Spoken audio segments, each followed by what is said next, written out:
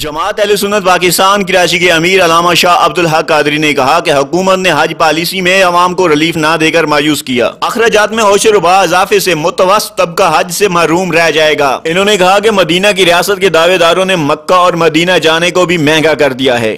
تحریک انصاف کی پہلی حکومت نے حج کے اخراجات میں تقریباً 2 گنا اضافہ کر دیا ہے۔ حج سبسڈیز کے حوالے سے وفاقی وزیر مذہبی امور اور اسلامی نظریاتی کونسل کے سفارشات کو یکسر نظر انداز کرنا غیر مناسب ہے۔ شاہ عبدالحق نے اپنے بیان میں کہا کہ سینماؤں کی بحالی پر اربوں روپے خرچ کرنے کا اعلان کرنے والی حکومت کے پاس عازمین حج کے لیے کوئی رعایت نہیں۔ حکومتی ترجمان کہتے ہیں کہ ریاست مدینہ کا کام مفت حج کروانا نہیں، لیکن موصوف یہ تو بتا دیں کہ مفت حج کون کون کرتا ہے۔ ہمارے پڑوسی ملک افغانستان، بھارت، ایران اور بنگلہ دیش میں حج اخراجات پاکستان سے کم ہیں۔ انہوں نے کہا کہ عازمین حج کو ہر قسم کی سہولیات فراہم کرنا حکومت کی ذمہ داری ہے۔ موجودہ حکومت سے عوام کو بڑی توقعات تھی کہ حج جیسی عبادت پر رعایت ملے گی، مگر یکے مشت 1.5 لاکھ سے زائد اضافے سے عوام شدید پریشان ہے۔ اگر آپ کو ہماری ویڈیو اچھی لگی ہے تو لائک، کامنٹس اور شیئر ضرور کر دیں۔ مزید ایسی ویڈیوز کے لیے ہمارے چینل 12ویں میڈیا 92 کو سبسکرائب کر لیں اور ساتھ گھنٹی کے نشان پر کلک کر دیں۔